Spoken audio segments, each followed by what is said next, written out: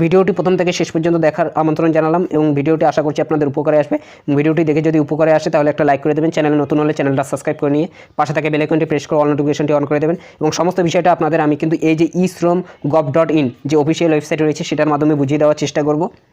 তো দেখুন, e-shrom পোর্টালটা কিসের জন্য লঞ্চ করা হয়েছে? সরকারের তরফে কিন্তু এখানে সারা ভারতবর্ষের যত অসংগঠিত ক্ষেত্রে শ্রমিক, কৃষক অথবা দিনমজুর রয়েছে তাদের কিন্তু একটা ডাটাবেস তৈরি করার জন্য এই e-shrom পোর্টালটা অর্থাৎ করা হয়েছে।